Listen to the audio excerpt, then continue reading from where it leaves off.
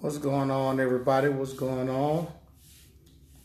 What's going on? What's going on? Good afternoon to everybody. Thank you all for tuning in. Good afternoon to everybody. Thank you for tuning in. Thank you all for tuning in. Good morning. Good morning. Good morning. Good morning.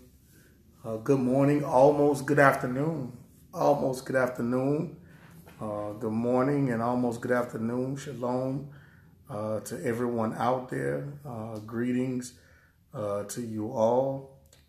Thank you all for tuning in. Once again, it's on another lovely day. Another lovely day. Shalom, shalom, family. How's everybody doing? I hope everybody is still recovering.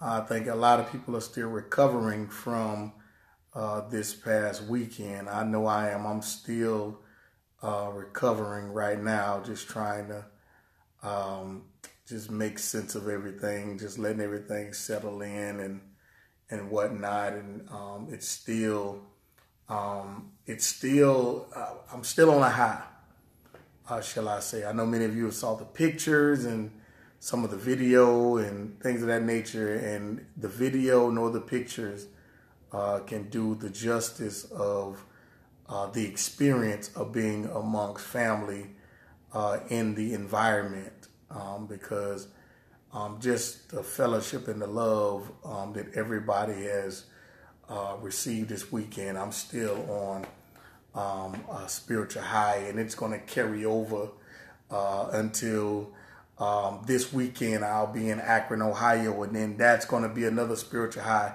and it's going to carry over to Jacksonville, North Carolina, with my high ground family at the convocation. And it's just going, I mean, these next couple of weeks, and then from there, then I get to see my church and be with my church next weekend on the 23rd, next Shabbat, next Sabbath service next weekend. And I'm just, I don't think I'm going to come down for a minute, and then we're going to roll our way into August with the women's conference and the men's conferences. And it's just going to be overwhelming in a good way, in a wonderful way. And I pray all of you make it out to some of these gatherings, some of these get-togethers, man. Make it to some of these family reunions, shall we say. We are calling it family reunions now. And Brother Riddick, it was awesome. It was nice to finally meet you face to face as well. And I really, really enjoyed fellowship and whatnot. It wasn't long enough. It wasn't long enough. 2 days, it just wasn't long enough. But I thank all of you, and I want to talk about some things because it's a rare conversation, a rare subject within our community. And I think more and more, I believe, not I think, but more and more, the Father is dealing with me on declaring and speaking more about His Spirit and about the things that He wants to do in our lives. Many of us have thrown away and have thought that those things that when we come into an understanding historically and a lot of knowledge, we've thrown away those things that were of the Spirit that we learned growing up in church, that I think that the Father wants us to reminisce or rethink or recalibrate and go back and look at some things. Everything is on the table when it comes down to learning and growing and things of that nature, because we all don't have it all. We all are still constantly growing. We're all getting new revelation every single day and all of these different things. And it doesn't take away the fact your history or a heritage and things of that nature. But I really believe that we're in a time where now that the manifestation and the outpouring of the Spirit, there's a demonstration that has to come, and that's been building to make sure that that deception does not swallow a lot of the people up. And it always is going to it's always has required a sign. I was preaching at Journey Church about the showdown between Baal and Elijah, the prophets of Baal and Elijah. And there had to be a sign, or there was a sign taking place. The prophets of Baal, they gathered their things, and they tried to call on Baal, and there was no response, to the point they started cutting themselves. But then Elijah, on the other hand, there was a sign that took place. He soaked the wood with water, so no one could say that it was prepared or pre-prepped, or it was some type of trick going on. And there was a sign that came from heaven. Fire came from heaven and consumed this sacrifice, and consumed the wood, as well as the trench around the wood and the altar that was built, for the mere simple fact that it brought glory to the Father's name. Even after all of that, those prophets and the people even declared that the God that Elijah served is the true and living God. Because at the time, you see, the prophets of Baal seemed to be doing something, and it seems to be magnificent. It seemed to be that the gods were with them. And then at the same time, there was a lot of prophets being killed and a lot of prophets being hidden and all these things. And one man was used to bring glory to the Father's name and glory to an entire world, that they will worship or serve the true and living God. So there has to be a sign that is given in a world where there's so much knowledge, so much confusion. People don't know which way to turn. People don't know if this the right way, if that's the right way. And I tell you that the sign is going to follow those who are following the Christ. Those signs are going to follow those who are following the truth. That's how you recognize it. Not seeking a sign just to believe, because that was an issue that the Pharisees were doing. They wanted him to perform, even though they were not going to believe anyway, but they wanted him to perform because they were seeking a sign. That's why he called a generation who seeks signs just to see, just for the sake of. The Lord is not doing no magic tricks for you. Okay, he's not jumping through hoops. He's not doing anything. He's not at SeaWorld. He's not at Disney World. He's not a clown show. He's not at Universal Circus. He's not doing any of that just to prove to you that he's real. But at the same time, just so that there's a distinction between the true and living God, and a distinction between that the people may know that's a part of his grace. That's a part of his mercy. Okay. Making sure that the people, because we're very visual people, to make sure that when the people see this, that the people will know. So what we have during the day and age in which we live, we have a whole lot of people in the world in which we live that are struggling and dealing with infirmities. There's a whole lot of people dealing with infirmities. We can talk all we want about all the different stuff, all the information. We can do all of that. At the end of the day, there are still people dealing with infirmities. We have a world, or a people with infirmities around powerless leaders. Powerless leaders. And I'm not talking about a leader that's put in position who like the president or something of that nature. No, I'm talking about powerless leaders who don't have any signs and wonders following them. This is the thing that's going to take place as we go. Okay. As we continue to grow Israel, this is what the Father wants to do. He wants to do the same thing, because he's the same God yesterday, okay, as he is today. But we have stripped, or have handcuffed, or have just totally suppressed his power. And he's not going to force that. He's not going to force us to be put in position to be used. No, we have to believe that. So it has to come a level of faith amongst the leadership. There has to come a level of prayer amongst the leadership. There has to come a level of diligently seeking him. Okay. And this is not this is not a one-time thing. This is not something that we just pick up and put down. No, this has to be a part of our life. As leaders, we have to constantly pray. Our prayer, because now it's not, Lord, reveal to me this mystery of the text. Reveal to me this. The Father is doing that. He's revealing the mystery of the text. But to be declaring and asking the Father, reveal to the people your signs and your wonders. It did not end when you ascended. You left, you sent forth, you left this in the earth. That's the reason why the Ruach is there. That's the reason why the Holy Spirit is dwelling in us. All right. To be used. Okay. To be used. This is why the Ruach dwells in us, to be used. We cannot continue to function it, because at the end of the day, the Pharisees had knowledge. They didn't have no power though. People weren't changing. That's the thing.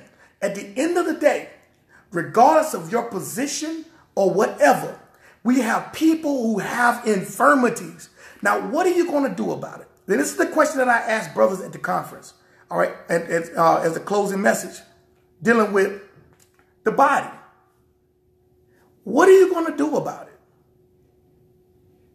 We all say we got the truth. Messianic, non-Messianic, Christian.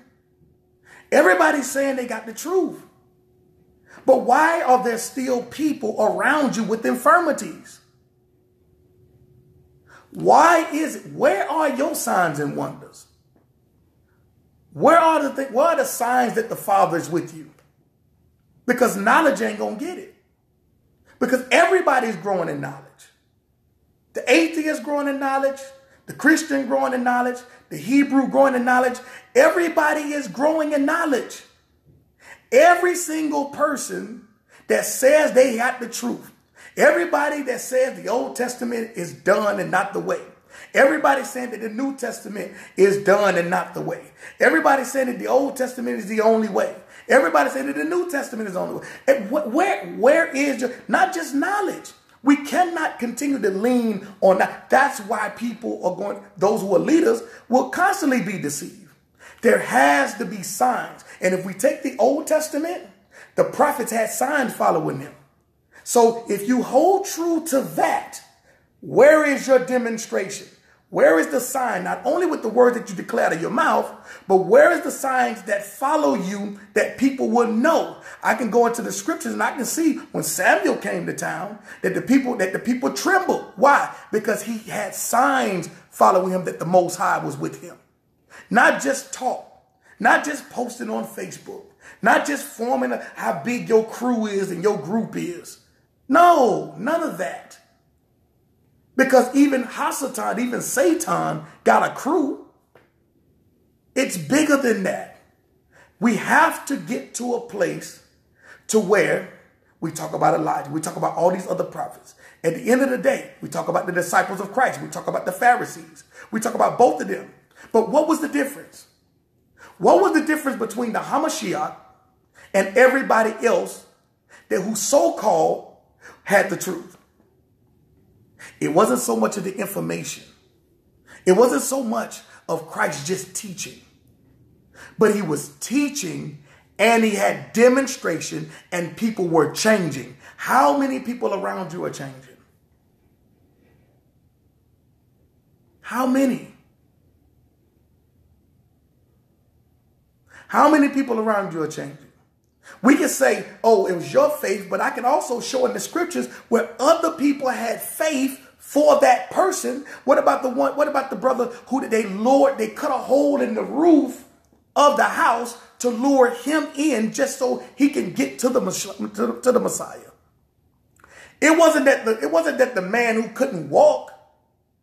It wasn't that he had faith, but the people had to have faith too to transport him to the place where Christ was and also cut a hole in the roof to lure him through the roof. That showed not only did he have faith, but it also showed that the people who was transporting him believed. Sometimes you got to believe for others. What about the Roman centurion who came to the Christ about his servant? His servant was lying home sick and he had the faith to go to the Christ. Y'all can miss me with all of this. I don't care if I don't grow any more in knowledge. My prayer is not knowledge anymore. My prayer is that the Father blow all of these so-called learned people out of the way and destroy all of this with signs and wonders. That is my prayer for the people, because there are people who have infirmities, people who are sick, people who can't walk, people who are blind, people who can't hear. What about them? Did Christ not do it for them? Did the apostles not do it for them? Did the prophets in the Old Testament not do it for them? Did Moses not heal the people too? Was Moses not used to heal the people? All the way from the Genesis to Revelation, people who were walking with the Father, they didn't care about knowledge when they came into a relationship. They cared about the power of Yah. That's what they cared about. Paul said, I don't care about all that I learned. All of that means nothing to me now. My education means nothing, because I'm called to a people that education is not changing their lives. People are not transforming by education anymore. People now, they're becoming educated and becoming more dumb spiritually. The more educated they're growing, the more spiritually dumb they become. I don't care about the education no more. Not to say it's not important. Not to say there's anything wrong with it. But now we are making education and all this stuff, parsing this and parsing that, and Hebrew, Paleo, and modern day, and Yiddish, and all of this stuff. We're becoming argumentative over all of this stuff, and none of us are changing anybody. In fact, the people are becoming worse. So my prayer is that the Father take the foolish things of this world to confound the wise. I believe that people can still be healed. I believe that blind eyes can open. Yes, I'm a Hebrew. Yes, I am. But me knowing that ain't changing that lady in the wheelchair. It is the power of the Father that can touch her. He created her. He designed her. He sculpted her. He knows her infirmities. But yet, if she doesn't have the faith to believe, then I need to make sure that I have it to believe for her.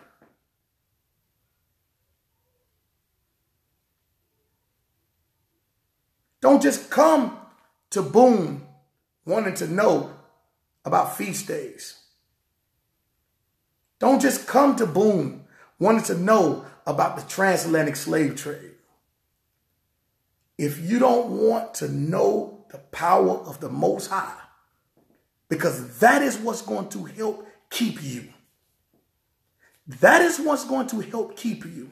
I could care less about Christian apologists anymore. I don't care about any of those people anymore. I don't have anything to say to them. I don't have anything to say about them. My focus is solely on Yah. My focus is solely on making sure that I'm not a powerless leader. That if somebody has to bring somebody into our church, that when they bring them there, that the Father will heal them. That's my prayer. Those are my concerns. The same way I put in time studying to learn this truth is the same amount of time that I'm putting in prayer, in fasting, in talking to the Father about his people and about how they're suffering and about how they don't have anything to eat, about how they're still lame, they can't walk, they can't see, their ears are deaf, they cannot hear. And when I'm not talking spiritually, I'm talking physically. I'm talking physically. And if I say that I'm a representative of the kingdom in this earth, And I say that I'm a representative of the one who died and was resurrected with all power in his hand, the Hamashiach. If I say that I'm a representative of him, if I say that I follow the apostles' doctrine, if I say that I teach the same thing and walk in the power and the authority that was given to the apostles, and I have nothing following me and no demonstration, then I am not satisfied. I am not satisfied. And no, I don't have to touch you. But it should be to the point to where my life is so drenched with the Spirit of the Most High to the point to where when you come into my presence, you know it's something different about me without me even having to open my mouth. There should be a change take place when you come in an environment of those who have the Spirit. You shouldn't even, nobody should have to touch you like on TV, putting their hand on your head and all that stuff. You don't have to do that. Just say the word. The word itself, just say the word. As the centurion soldier told him, you're not worthy to come to my house. But if you say the word, I know that it can happen. All I need is a word. I don't need nobody touching me. Not to say that that can't happen. Not to say that touching someone is wrong. But however the Father wants to move, it does not require me laying my hands on you. It should be to the point to where when you come into my environment, that whatever you had, it's gone. You should automatically want to change when you come around me, not be the same or not be worse. I don't have time for that. There's too much work to do. There's too many people. When the disciples tried that foolishness with Christ about who hanging with them and who not hanging with them, he said, leave them alone. We got work to do. We don't have time to be trying to sort out who's who and who rocking with. We don't have time for that. The Spirit, when you have the Spirit, if somebody's not right, they can't be around you anyway. So why are you spending all this time and energy trying to focus on that? No, I don't have time for that. There's too much work to do. There are people with infirmities and as powerless leaders that is causing people to not even want to get to know the Father because they're powerless. People are giving up on leaders. People are giving up. And as soon as you open your mouth and say that you follow the Christ, people have already given up. Not on my watch. Not me. And I pray that the Father raise up other leaders who have the same heart and same passion for his people the way my heart is right now. I was already feeling like this, but it elevated and escalated from a phone call that I got yesterday. It elevated and escalated because I got a phone call yesterday. Our people around the world, not just America, around the world are dealing with these same issues. Where are the leaders that say that they have the power? Where are they?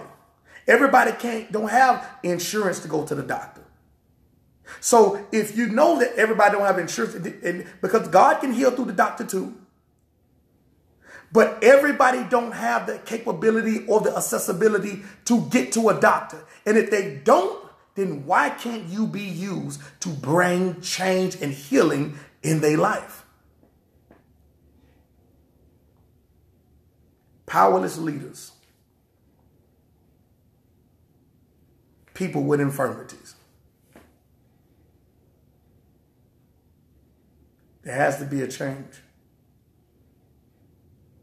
And I'm praying that they spark in you. My prayer is that it sparks in you to where your eyes open spiritually.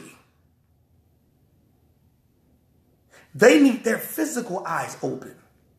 The man at the pool of Bethesda, he needed a physical healing. He needed a physical healing. Did Christ speak or talk to him the way we do? No, he didn't. But he met the need of that physical healing. He met the need of it. And the apostles after him did the same exact thing. They met the needs after him. We cannot continue to have people with infirmities and powerless leadership.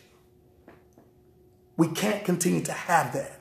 People are dealing with homosexuality. They're dealing with all types of things. And there needs to be some leaders who have power the same way the Christ had it. All the way. Let's go maybe before the Christ. Let's go all the way back to Moses, all the way up to Revelation. There were people who had the knowledge, but they also had the power.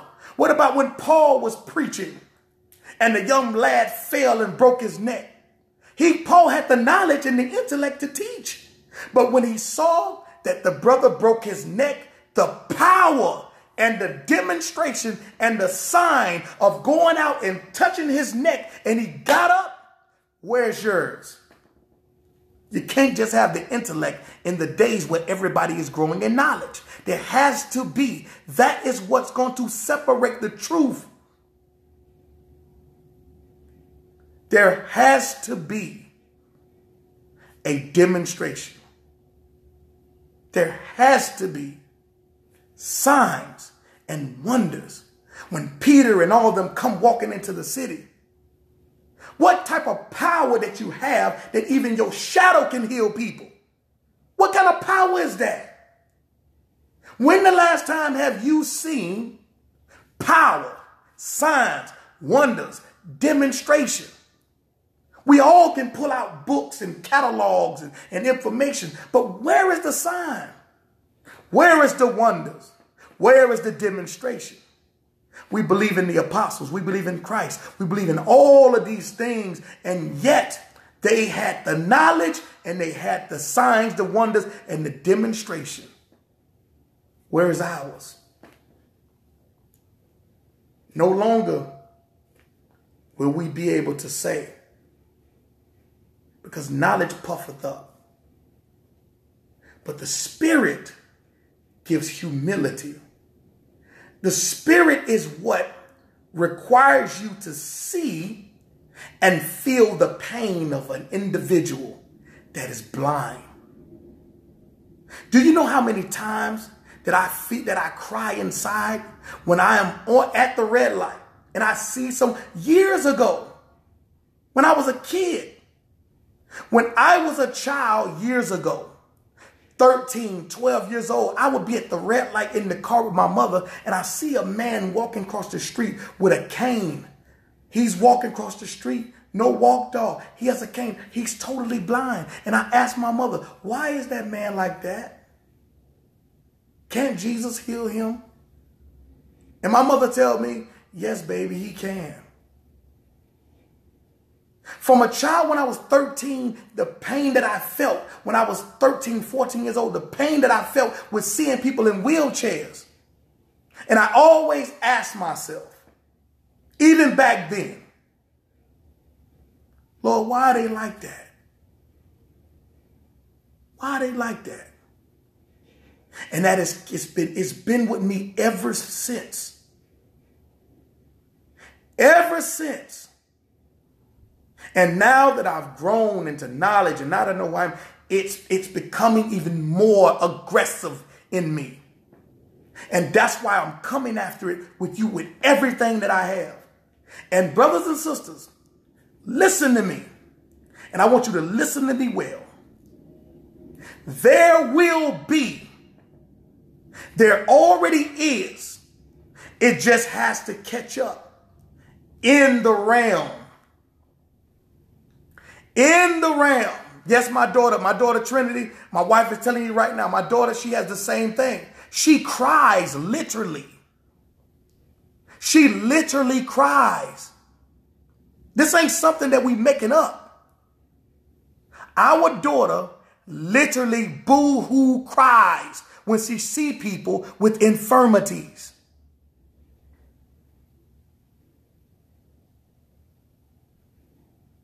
The same way I did when I was a kid.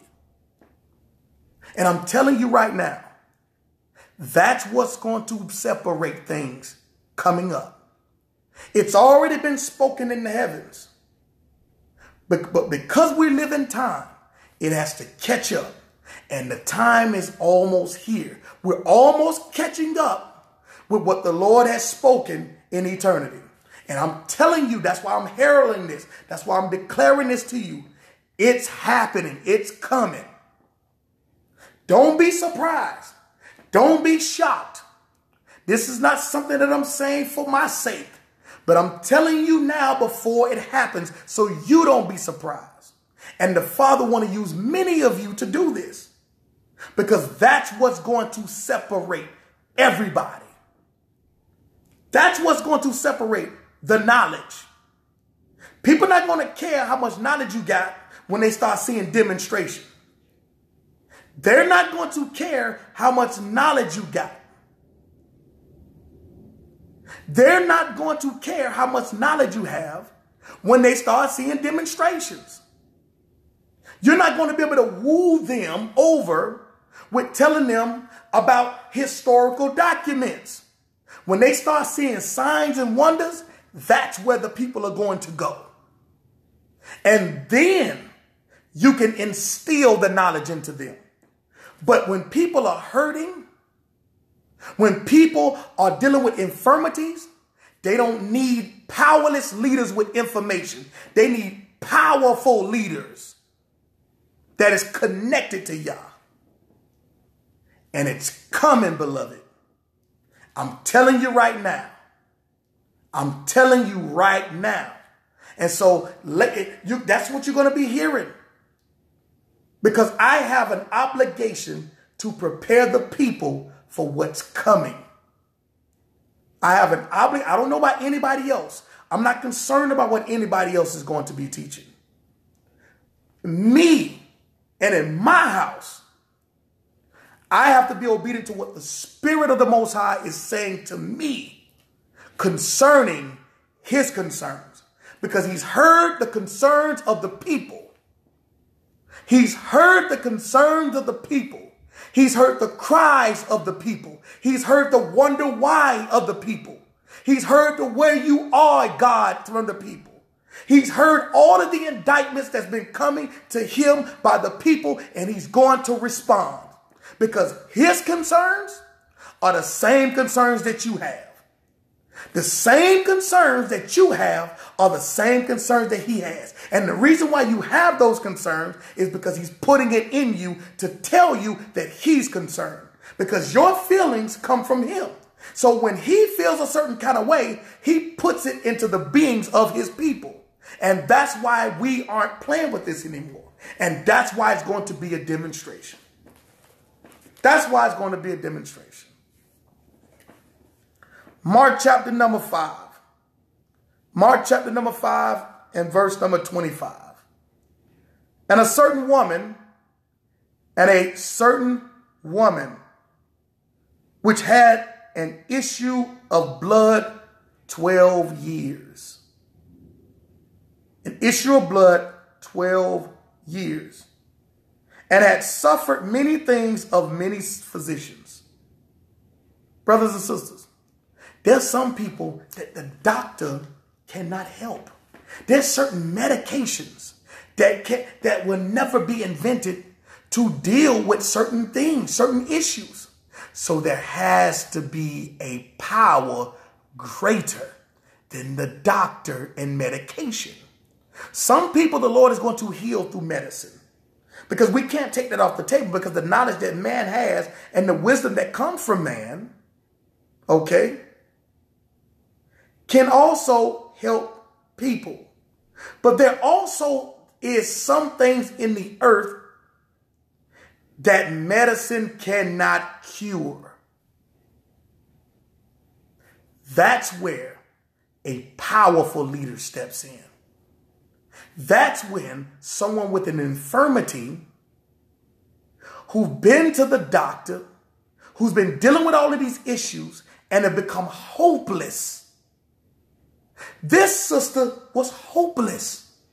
She had been to the doctors and yet they couldn't do nothing for her.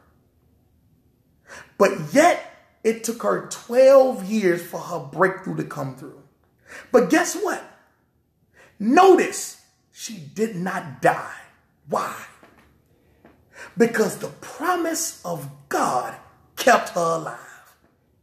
The promise that the Son would come into the earth and that the Son would heal people. That's a part of his prophetic word. That he would have signs and wonders and demonstration, and the government should be upon his shoulders. That's the reason why she stayed alive. It took her 12 years to get her breakthrough.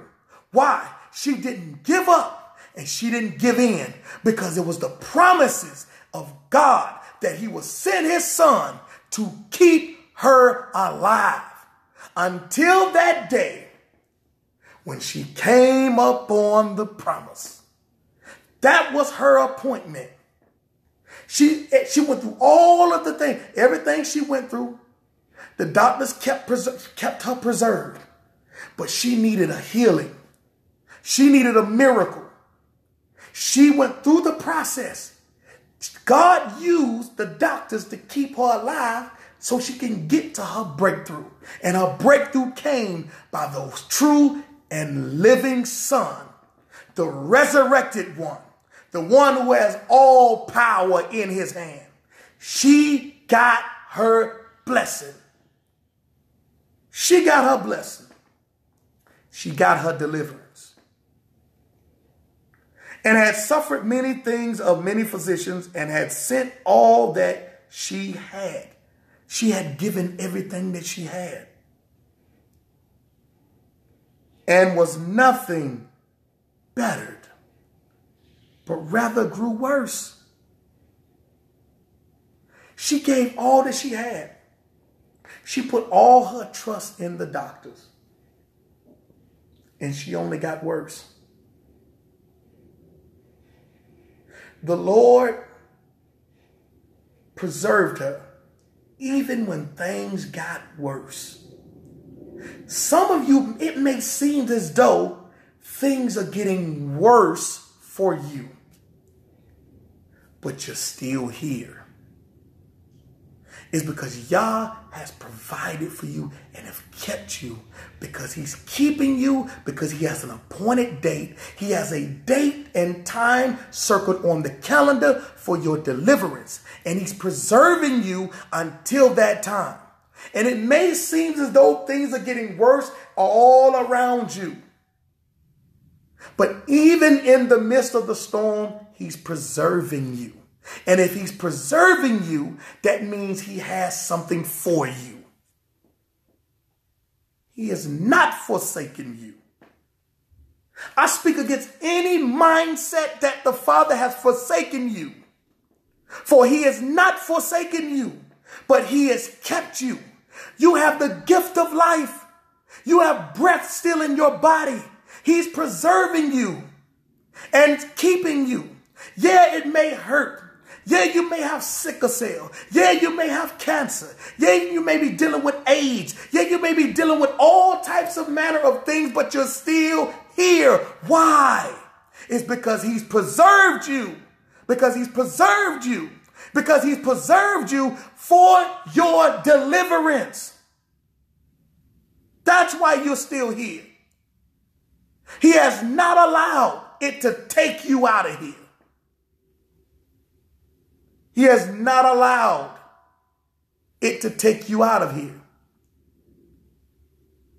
Because when the day comes, when the circle on the calendar approaches, and you meet your date with your deliverance, it is going to be a testimony for the world. And not only that, is that people will be healed simply off of your testimony, because somebody may be right on the edge of giving up, and the Lord will use you to keep them from giving up. He is preserving you and all that you're going through. Pastor Mark is coming. Your healing is coming. You are already healed. We just got to catch up with time. We have to just catch up with time. Cappy, it's going to be something miraculous in your life. I want you to hear me, Cappy. This morning we were praying for you. It is going to be a miracle to see what God does for you with some of the infirmities that you're dealing with. There's some infirmities that you're dealing with. It's going to be miraculous. I pray that the Father, that one day you wake up, and when you get up, that you'll look in the mirror and it's going to be gone. It's going to be gone. I believe it, and I stand in agreement with it, that one day that you will wake up and you will get up and it's going to be gone. You don't have to go to the doctor for it. For the Father have already seen and already heard that one day it's going to be a miracle. It's going to be a miracle. It's going to be a miracle. And all those who know you, through your testimony and through your miracle, many will come to Christ because of it. Because all of them have seen for years. We know that he's had this for years. And yet, all of a sudden, he didn't go to the doctor to get it. He didn't go to the doctor to get it fixed. He didn't go to the doctor to see none of that. But the Father is going to heal you miraculously. And it shall be a testimony for all of Israel.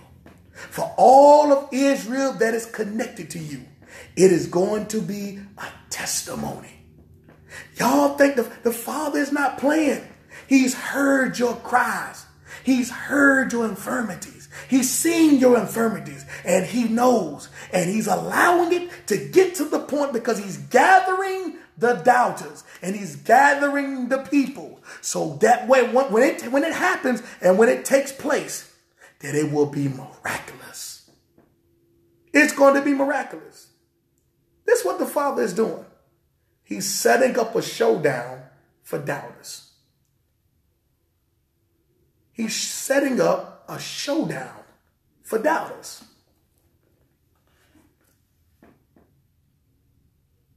And it says it grew worse in verse number 26.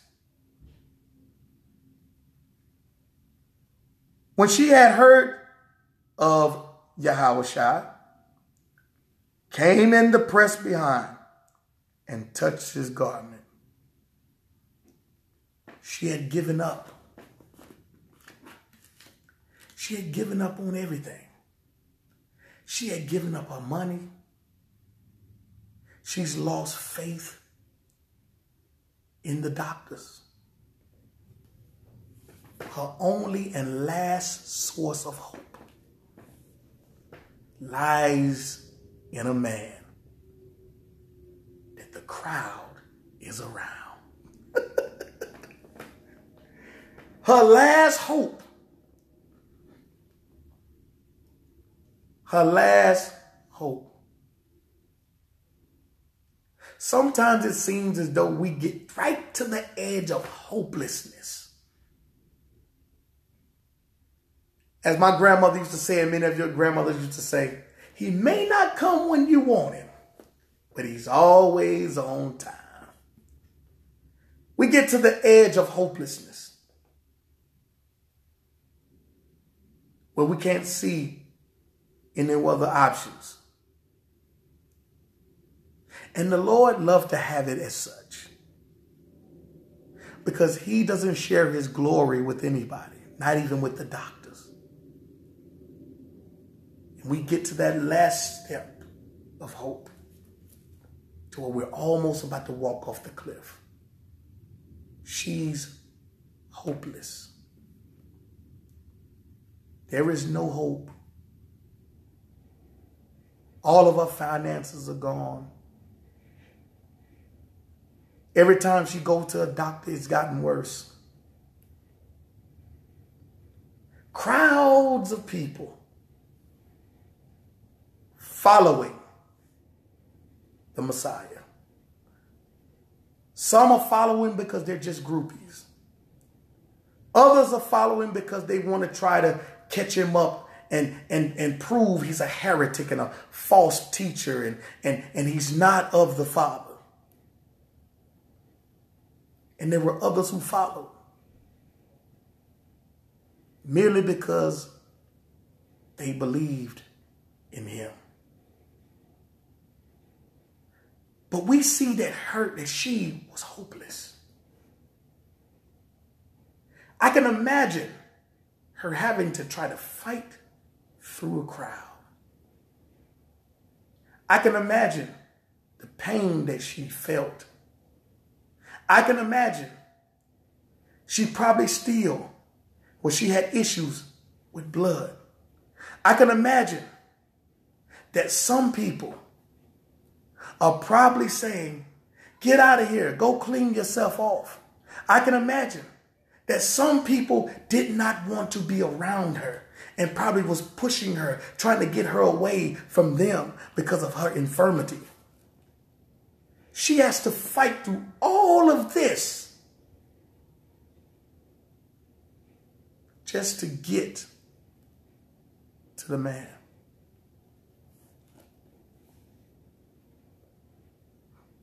Verse number 27.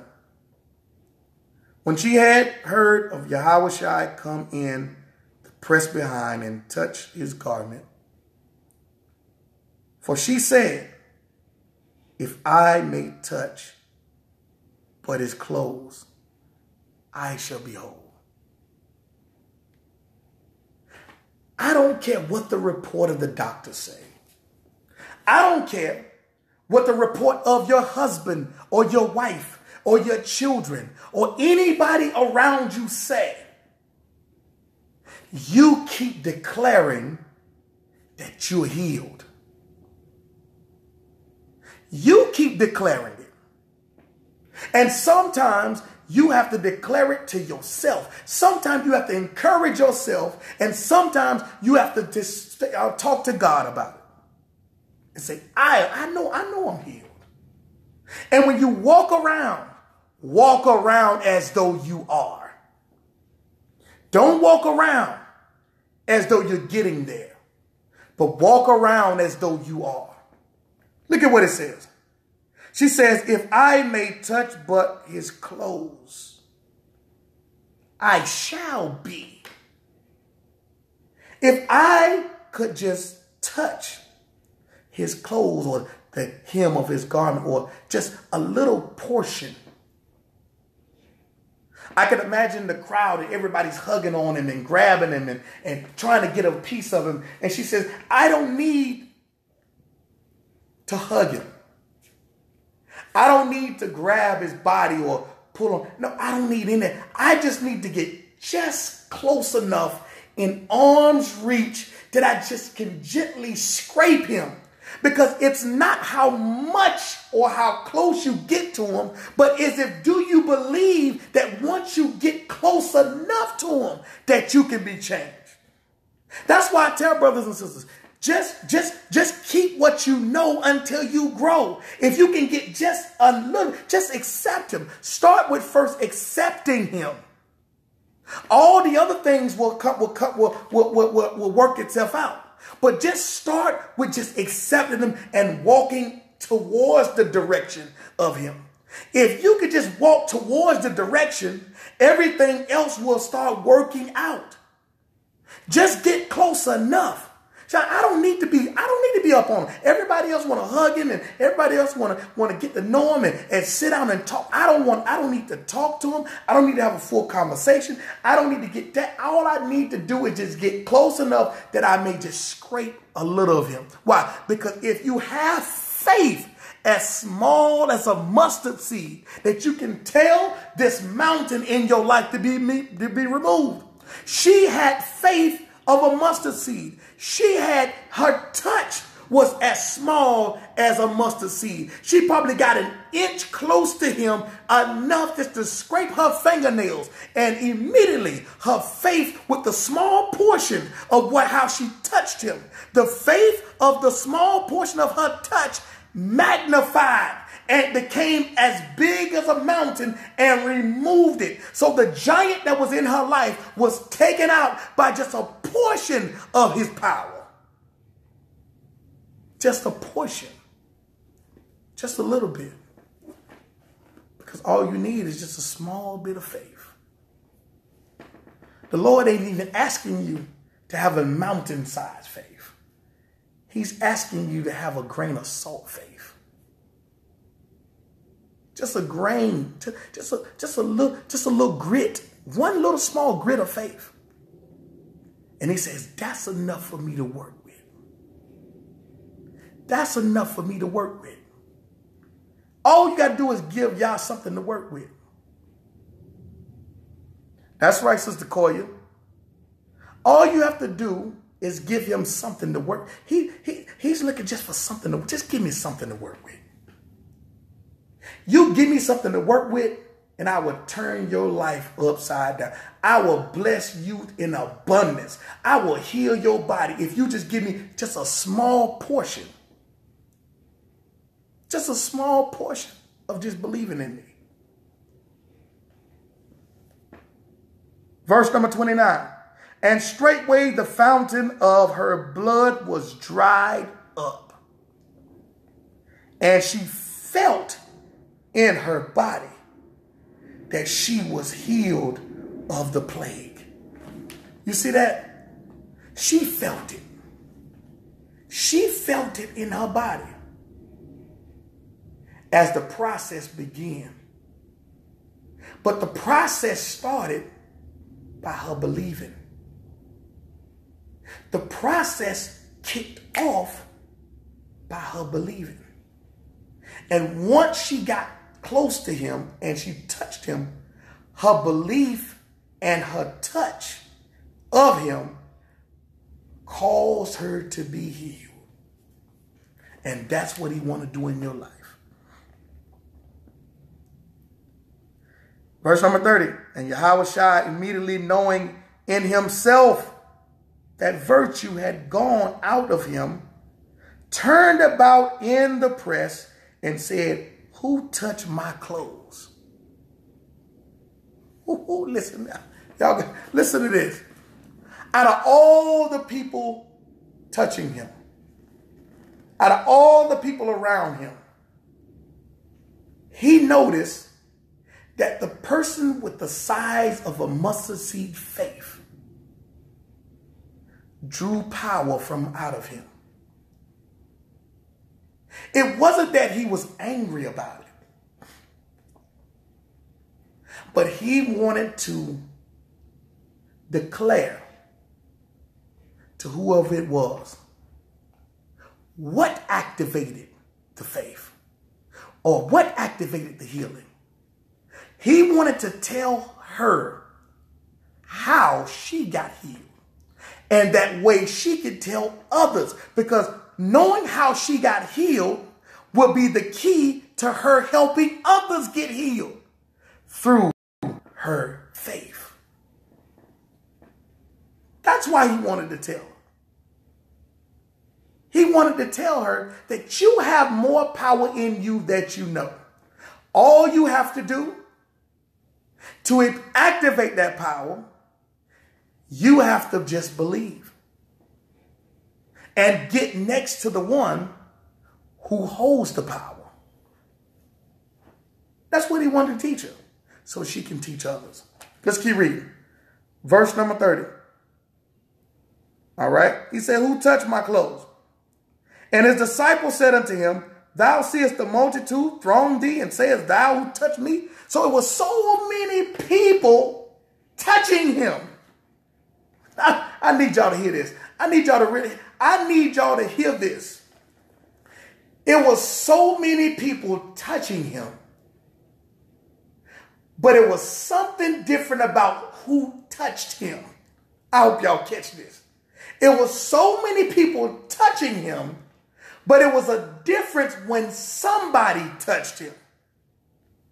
It can be a whole lot of people in the room. That doesn't mean that everybody in the room clapping, stumping, and running around, that or everybody in the room with a lot of knowledge, or everybody in the room preaching good.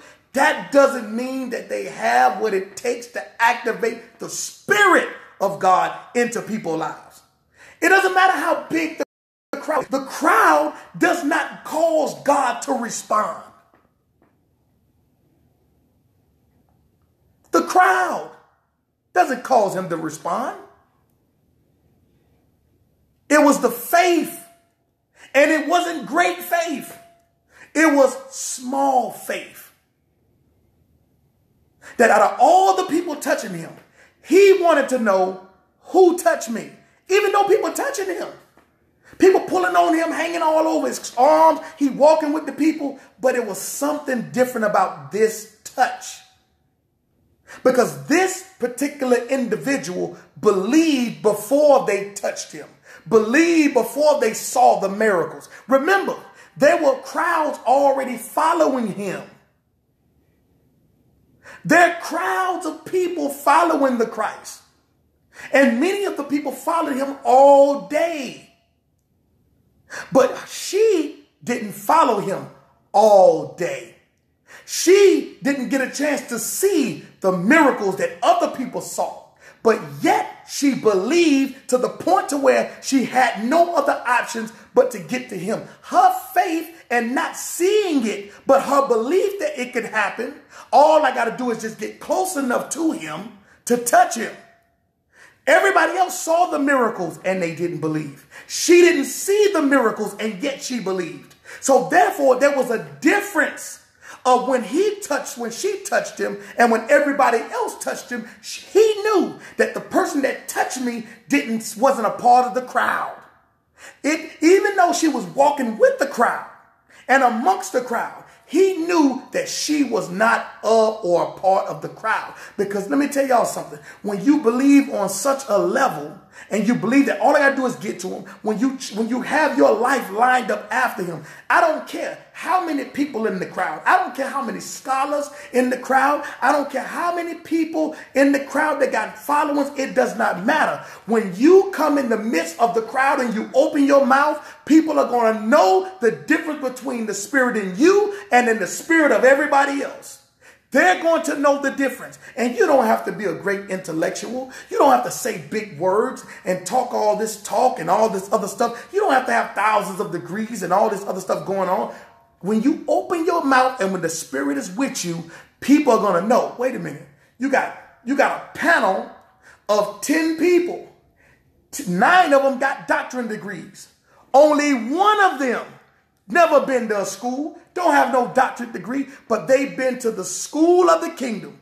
They are taught personally by the Spirit. And when they open their mouth, they will be distinctively different than all 9 of the rest of them who got degrees and who are revered as high intellectuals. This is what I'm trying to get y'all to understand. Okay, there are people with infirmities amongst powerless leadership. Amongst powerless leadership. Somebody within the church has to believe that sister such and such can get up out of that wheelchair. Somebody in the church. You got 10,000 people in the church. Somebody out of 10,000 people and the leader gotta believe that sister such and such who's been in that chair can get up and walk. One person is all it takes to believe. One person is all it takes. One person is all it takes. The Lord ain't looking for the crowd to believe. He's just looking for one person to. One person believes. One person. That's right, Sister Katana. One person to believe can cause an entire nation to be transformed. All it takes is one. Out of all the prophets that were hiding and being killed, one prophet believed to stand up against Jezebel and all the prophets of Baal. One of them Elijah caused the whole nation of people to repent. This is why the scripture says that Elijah, that Christ told us, said Elijah has already come. Elijah is here now. And they thought that's what he wasn't talking about reincarnation. Because when you go back to Luke chapter number 1, it's talking about John the Baptist, who came in the same spirit that Elijah had. Where one man caused Judah, the entire area of Judah and Jerusalem, to repent, to prepare the way for the Son of the living Yah. One man, John. One man. All it takes is one. It only took one man to bring redemption back to us. It only took one man to shed his blood on the cross to redeem us back to the Father. It only took one man to bring the children of Israel out of Egypt. It only took one man, Joseph, to save Egypt. It only took one man. It only took one man. It only took one man to tell the people that they must repent, Jeremiah. It only took one man in the name of Jonah to go to Nineveh. One man to save an entire nation.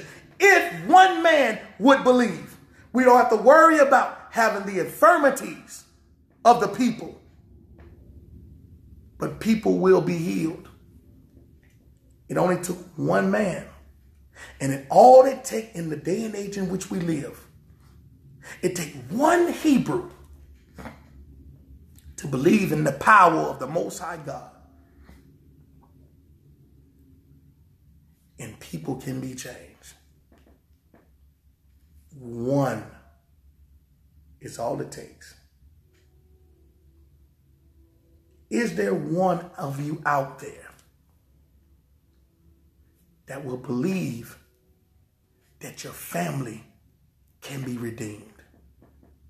That your nephew won't continue to go to jail? That your mother can get off drugs?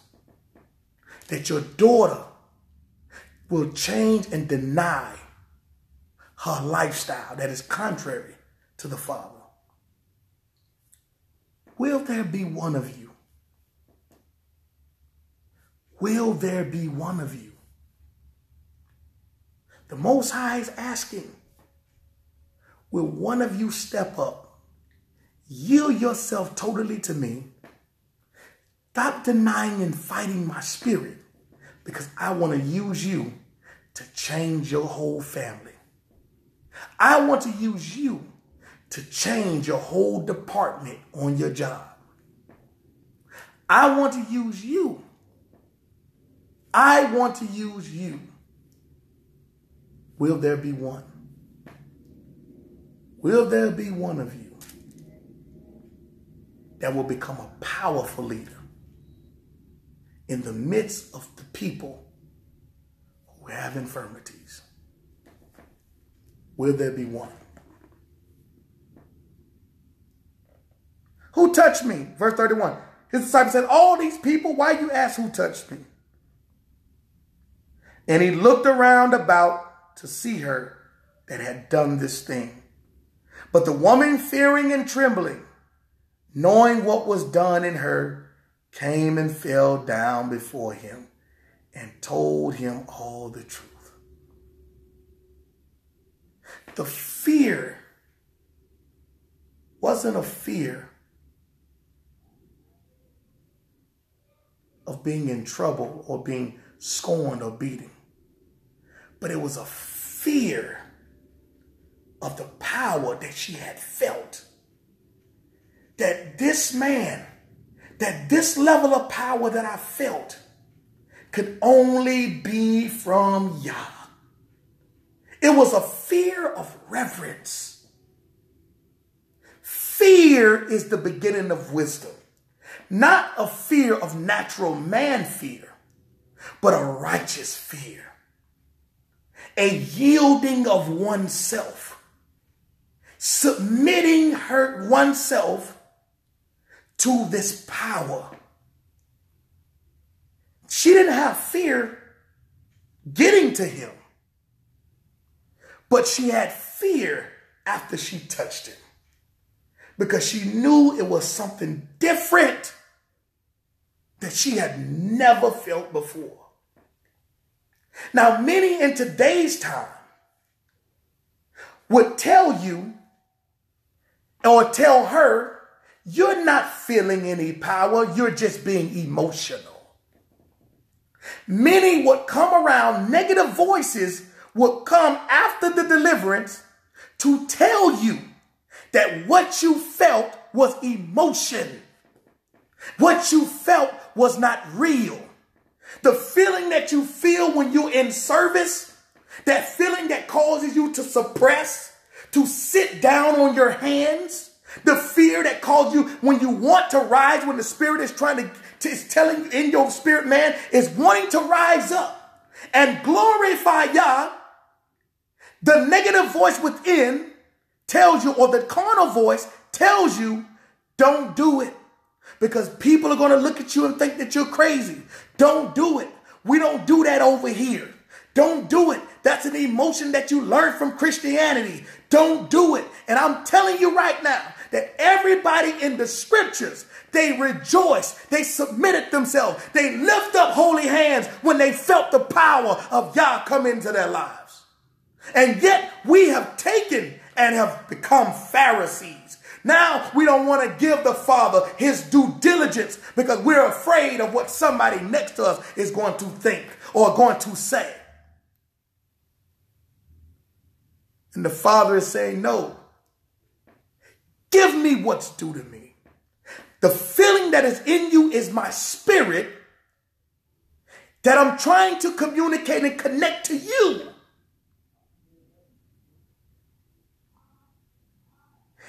Do you know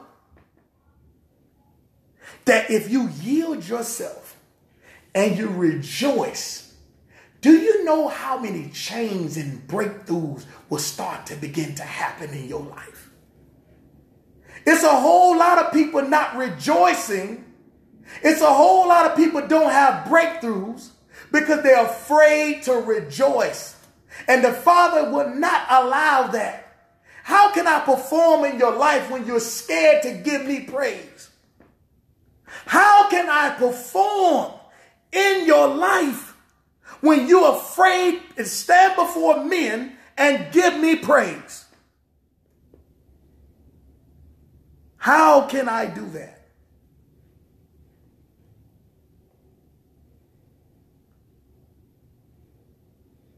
You're afraid. You're more afraid of men and their opinions than you are of fearing me and my power.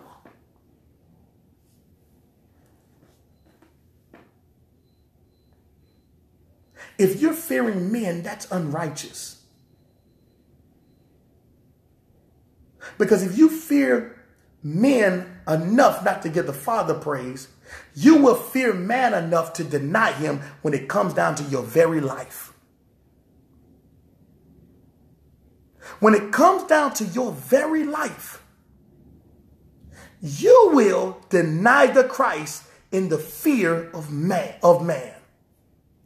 And all you're afraid of is rejoicing. Nobody ever put a gun to your head. Nobody has done any of that. Nobody has put a gun to your child's head or attempt to cut your head off or burn you alive at the stake.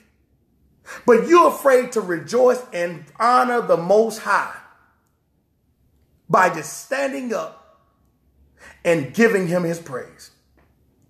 And many of you know that you want to, but you're afraid to because of the fear of man and their opinions. Verse 33. But the woman fearing and trembling, knowing that what was done, see that, in her, She feared because what was done in her, came and fell down before him and told him all the truth. And he said unto her, daughter,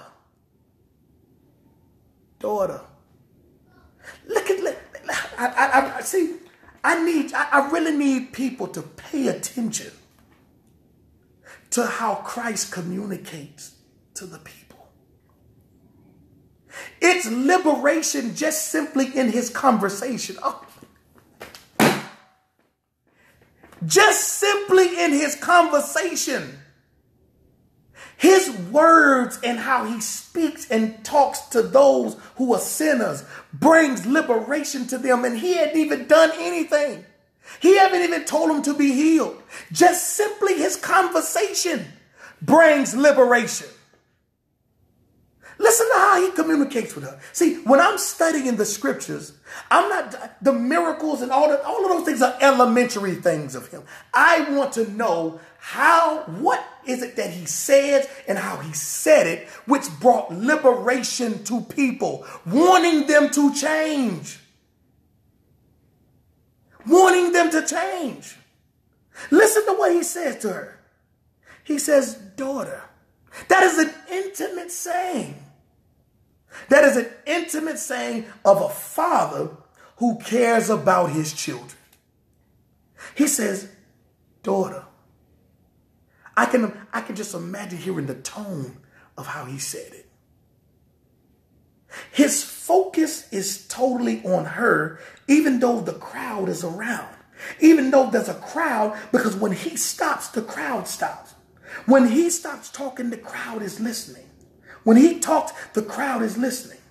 When he's not talking, the crowd is talking. I can imagine him stopping and focusing on her. Focusing on her. And by his focus on her, it shifts the crowd to focus. And what's so special about her? He's sitting there, he's talking to her. He's sitting there, he says, daughter, thy faith hath made thee whole. I can imagine the tone. I can imagine him holding her hand. As she falls down, I can imagine him lifting her up. Or I can imagine him kneeling down and coming to the level that she's at. The level that she's at, she's down. I can imagine him kneeling down, not asking her to come up to his level, but him kneeling down to her level and simply saying and whispering to her in a compassionate way, daughter,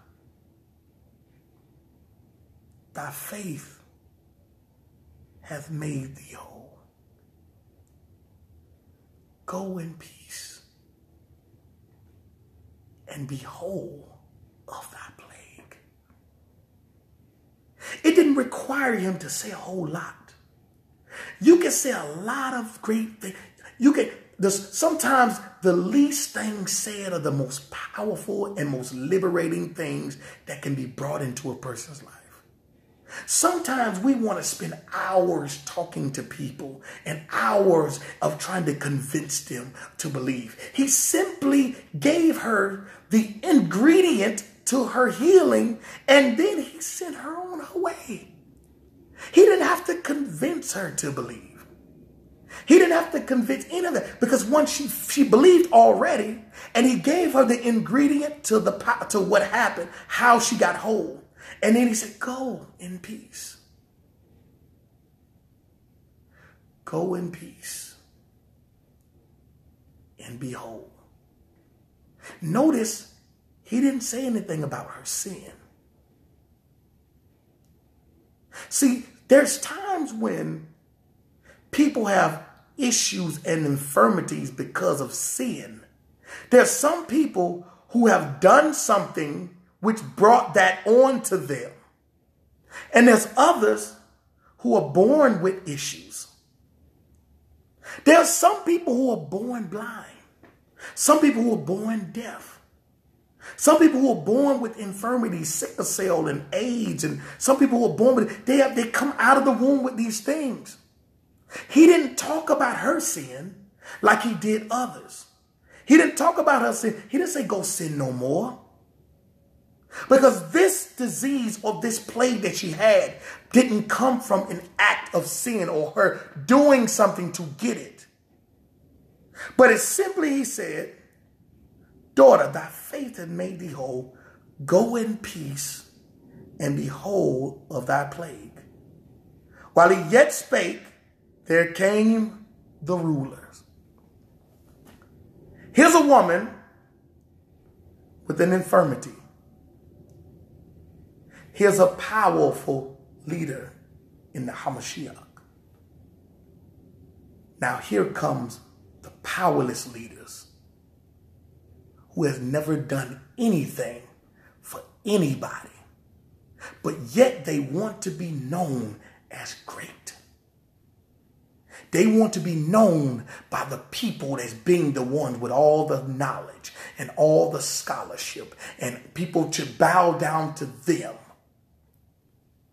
But yet these same people haven't changed anybody's life physically, haven't changed anybody spiritually. But here they come. Here they come. Because they're seeing that there's one who has the power to change the lives of the people. And if this continues, it's going to pull notoriety or attention from them. And this was the problem that they had with him. While yet he spake. When you get liberated and when the Father comes and he speaks into your life, soon after you're healed, there always comes a voice that is contrary to what was spoken in your life. There are going to be some people on here, after hearing this message, there will be contrary voices that will come to you after you get off this live. It may be tomorrow, it may be today, it may be next week, it may be someday. Or it may be someone that you invited onto the live that may come on there and start talking to you and say, you know what, man, I don't know why you shouldn't listen to what that dude's saying. Don't listen to that, man. Man, how long your mama been sick? All of these things. Always contrary voices that rise up after the Father is speaking to you through his word. Watch this. Let's read.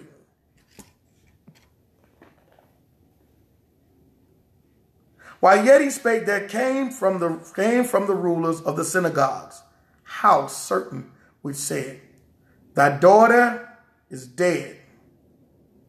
Why troublest thou the master any further? While he, listen to this, yet spake, there came from the rulers of the synagogue house certain which said, thy daughter is dead. Why troublest thou the master anymore? As soon as Yahushua, or Jesus, heard the word that was spoken, he saith unto the ruler of the synagogue, be not afraid, only believe. Be not afraid, only believe. Fear and faith don't mix. Fear and faith don't agree. Faith comes from the Lord. Fear does not. Look at what it says. Verse number 39. I'm sorry. Verse number 37. And he suffered no man to follow him save Peter and James and John, the brother of James. And he cometh to the house of the ruler of the synagogue, and seeth the tumult, and them that wept and wailed greatly. And when he was come in, he saith unto them, why make ye this ado and weep? The damsel is not dead, but sleepeth. And they laughed at him to scorn. And when he had put them all out, why? Because fear has no business in the room with faith. Sometimes you have to get folks from around you that don't believe on the level that you believe. There's some things, some situations that some people can't go into the room with you, especially when you know that they don't believe the way you do. Because there are many occasions where it requires you to believe totally in Yah for this to manifest, for this to take place.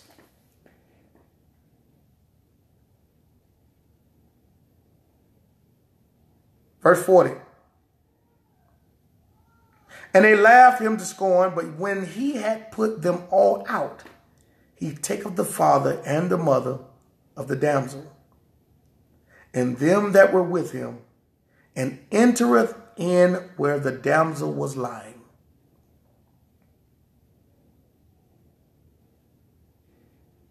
And he took the damsel by the hand, and said unto her, Taleithia, Taleithia Kumi, Taleithia Kumi, which is being interpreted, damsel, I say unto thee, arise. And straightway the damsel arose and walked, for she was of the age of 12 years. Listen to this. The woman with the issue of blood had 12 years. She was 12 years with this issue. And the damsel is 12. How significant is that? How key is that? When Elijah got ready to build the altar, it says he took 12 stones. I don't know why people think they're going to get away from the 12 tribes. You cannot replace the 12 tribes. It's still going to come up. It's still going to be there. We're still going to be here all the way till the end. You cannot simply replace God's people. You can come into the fold. You can get into the kingdom too. But you can't run around here talking about there's no significance to the 12 tribes. They still play a major role until Christ comes back. They still play a role. You're not going to escape it. You're not going to get away from it. Now, that doesn't mean that anyone from another nation can't come into the kingdom. But you can't simply say that those people of other nations have replaced the 12 tribes. You can't do that. It's all throughout Scripture, even all the way to the book of Revelation. You're not going to be able to get away from it. Simply doing that, simply declaring that, will cause a non-response from the Lord. Many people are dealing with issues because they are doing and saying that.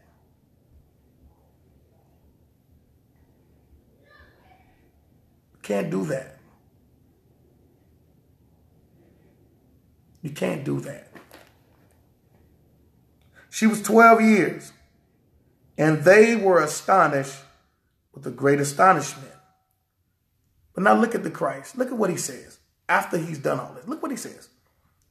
And he charged them straitly that no man should know it, and commanded that something should be given to her to eat.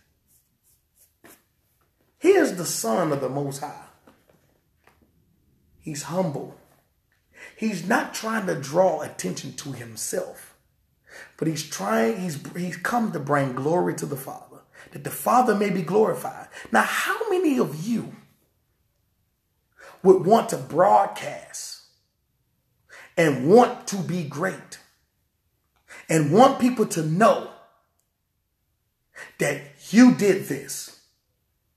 Many of us would be offended if nobody didn't go say it. And if nobody said or showed us any attention or gave us any credit, many of us would go and try to make sure the people know. This is the reason why the Father not using a lot of people and not elevating people. But you can't steal his glory. And he's the master of the show. He's the one running the show. He's the one deserve all the glory and all the praise. None of us. We're all just instruments being used and tools being used. And until we get past that, we will continue to still be on the level that we on. Meanwhile, everybody else who's humble and everybody else who's not trying to be known, everybody else who's not trying to be great and all this other stuff, they'll continue to elevate, because it's always the one that don't want it is the one he's elevating, because he can trust them. David wasn't trying to be king. David was outside in the backyard. The other brothers, they wanted it bad. And that's why they didn't get it. That's why they weren't chosen. Because the Father sees the heart way before he do the choosing. The Father sees the hearts of men way before he choose who he wants to use. And if you got a heart problem and you need a heart transplant, I suggest that's what you get done. Get a heart transplant before you have a heart attack. Because you got some clogged arteries somewhere. And clogged arteries stop the flow into the heart. But we have too many people with infirmities. And we have too many powerless leaders. People dealing with issues all over the world. And yet it seems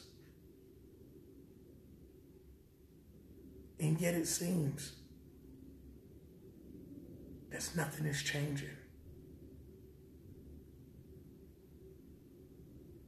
People are still dealing with blindness in congregations.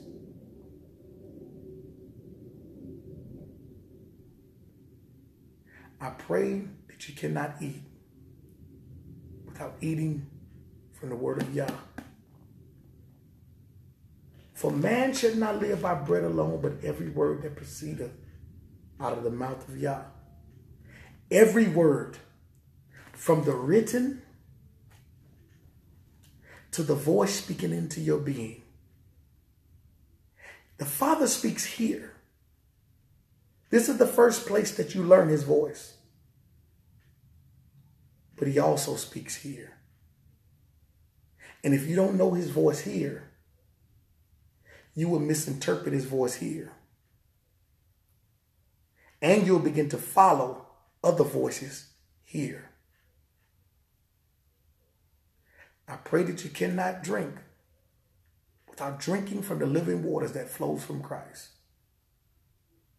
Let the light that is within you shine bright outside of you. And remember, brothers and sisters, to love one another so that the world may know that we serve the true and living Yah. I look forward to seeing all of you this weekend if you are in the Akron, Cleveland area of Ohio, or you have family members and friends that live in these areas. I would suggest that you invite them out. Flyer will be on my page. If you have any questions, you can reach out to Pastor Renice Kirkland, who is on my page, who is probably on here right now. You can reach out to her for more information. But it's going to be an awesome time. It is going to be a spirit-filled time. It is going to be a joyous time in the Lord. Look forward to seeing you all. Look forward to seeing you all. Next weekend, the 23rd, we will have our B.O.O.M church service.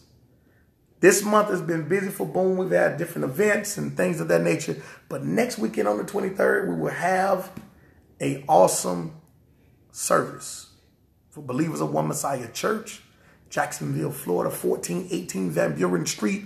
That's where we will have service at 11 a.m. Look forward to seeing you there. And then we're going to come back on the 29th of July, and we're going to have Brother Michael Israel as our guest speaker on the 29th, which is a Friday. Okay? The 29th, which is a Friday, Brother Michael Israel will be delivering a powerful word to our congregation.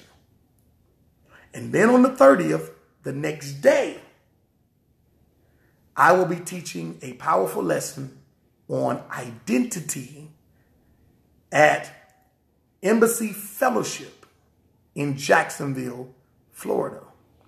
I'll be teaching a lesson on identity, heritage.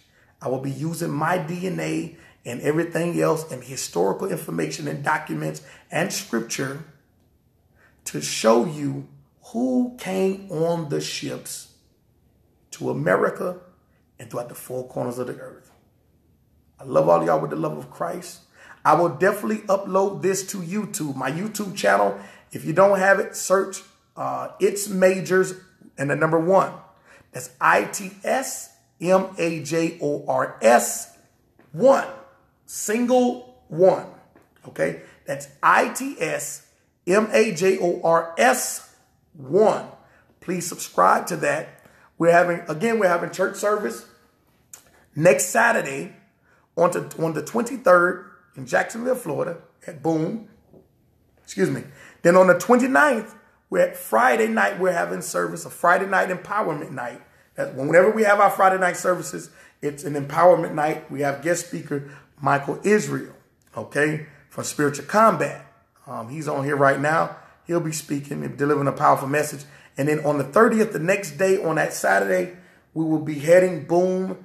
and we'll be heading to I'll be doing an open lecture on identity. And as well, we will have a panel discussion with me as well as Bishop Billy Brock, who y'all saw.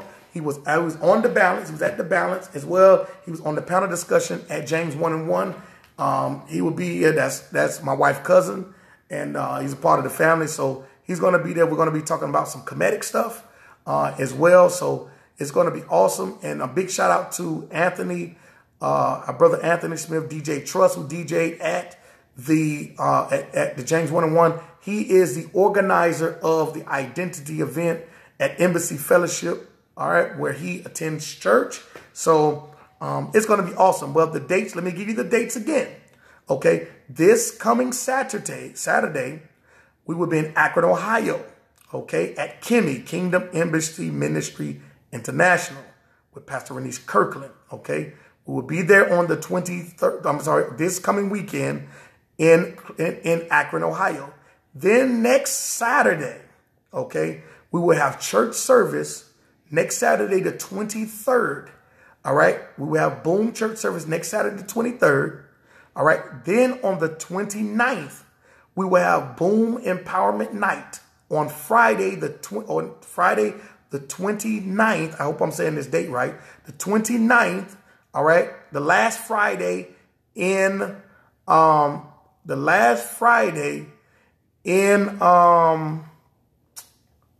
June. The last Friday in June, okay? The last Friday in June, we will have Empowerment Night with guest speaker Michael Israel. Then on the 30th of June, the next day, I'll be teaching identity at Kingdom Embassy. I'm sorry, not Kingdom Embassy Fellowship. Embassy Fellowship. Okay, the flyer will be posted on my page as well as the flyer will be in the church group. So you guys will see the flyers. I'll put the flyers up and all of that good stuff, okay? And don't forget, in August is the first women's conference as well as the first men's conference. We're having an all men's conference on Friday. All right, and honey, you got to put the date up there because I'm forgetting the date in August. Okay, I think it's the second weekend in August or something like that. Okay, August, the first Friday in August. I'm sorry, the Friday night in August. Okay, I think it's the second Friday in August. I need, honey, could you put the date up there in August about the women's? I think is it the 8th and the 9th or something like that? I think it's something like that. But Friday night we're having the all men's conference. Okay, Friday night in the second weekend in August we're having the all men's conference. All right. We're having an all-men's conference, and then the same week, the next day on Saturday, the sisters is having the all-women's conference with guest speaker Only Love. On Friday, we have guest speaker, all right, my little brother, okay? We have guest speaker, all right? We got him. We got Pastor Derek Sala, okay? We got Pastor Derek Sala coming through. We got a whole lot of other brothers, all right, that's coming. August 11th, what it is. It's slipping my mind. All right, slip in my mind. But we got my little brother, Pastor George Worrell, okay? Pastor George Worrell, we got him coming through. He's going to be a guest speaker at the All Men's Conference, Pastor George Worrell, all right? Then we also have my brother, all right, Pastor Derek Seiler is going to be a guest speaker. And we also have Minister Casey, all right, Huey, he's going to be a guest speaker. I'm going to be hosting the event, but I already know they're going to make me speak. I'm trying not to speak. I want them three because them brothers can teach, they can preach, they can teach, all right, they can bring that thing. Y'all already know that that Pastor George Worrell, he coming with that straight up John the Baptist fire, okay? He got that Elijah fire, all right? That's who he got. He coming with that Elijah fire, all right? He has a different style of preaching, and that's the thing what makes the body so great. I can appreciate and enjoy hearing different styles and still hear the Father speaking. That's why we got to get our spiritual ears up to not get caught up in style. It's not about style, okay? That's not where the anointing is. That's where the power is, okay? But his style is to reach those group of people that likes that style, okay? He has that. He's a Baptist boy. He got that Baptist flavor, okay? All right? So he going to come and bring that. And he identifies with his heritage. So that he's going to bring that. And then we also have Minister Hume. We got Pastor Derek Seiler, the smooth criminal. He's the straight up. I'm talking about he's like the Jeremiah of the bunch. All right. He got that smooth talk, man. You know what I'm saying? That deep Barry White voice. He going to bring that thing. All right. I'm telling y'all do not want to miss this men's conference. And then the women's conference, Sister Only Love is going to bring it. Y'all need to get ready. Get ready. I pray that all my people in Jacksonville, Florida, I pray that y'all make this trip to Atlanta on the 10th and the 11th. Okay. I need y'all to, if y'all going to make this trip, please contact me. Okay. So we can try to find out about lodging and stuff like that. Okay. If you're going to make the trip, all right. If you're going to make the trip, please do come. Okay. Now listen, we will work out. If you got kids, okay, we'll work that out. If the brothers, because we got our thing on Friday night. If the brothers got to watch the daughters and the sons so that the sisters can go and just enjoy themselves by themselves, we will watch the kids, okay? We going to watch it. I'm telling y'all brothers right now, we watching the kids, all right? We got the kids, okay? If any of the sisters, we're not going to let none of the sisters take no babies with them. We got the kids. So listen, if you're coming with children, bring the kids because the brothers, we going on Friday night, the sisters will watch the kids. And on Saturday, the brothers going to watch the kids. We going to work this thing out, okay? We going to work this thing out to make sure everybody enjoy themselves. They can receive the Spirit. They can enjoy the fellowship without having to worry about the kids and all this other stuff. But we going to work this thing out, all right? I love all y'all with the love of Christ. You need any information concerning the women's conference, get in contact with my wife, Emma Brown. She's on here as well as Sister Janessa Edge. Okay, Sister Janessa Edge, as well as my wife, Emma Brown. Contact them, okay, if you're trying to get information about that. If you're trying to get information about the men's, okay, if you're trying to get information about the men's conference, please do. If you're going to do anything or whatnot, just get in contact with me. Let me know so we all can be on the same page and get this thing going. All right. I love all of y'all with the love of Christ, man. We're going to get this thing down. All right. Yep. And I needed to get my husband around sound-minded brothers with balance. That's right. That's right, Sister Christina. I got to get off here, y'all. I got to get ready to go to Egypt. Okay. I'm about to go to Egypt. Okay. I got to go to Pharaoh calling. All right. I got to go hit this clock. Pharaoh is calling me right now. All right. So I'll see y'all later in a minute. I bless y'all. This will be up on YouTube later on today. Love all of y'all with the love of Christ. Shalom.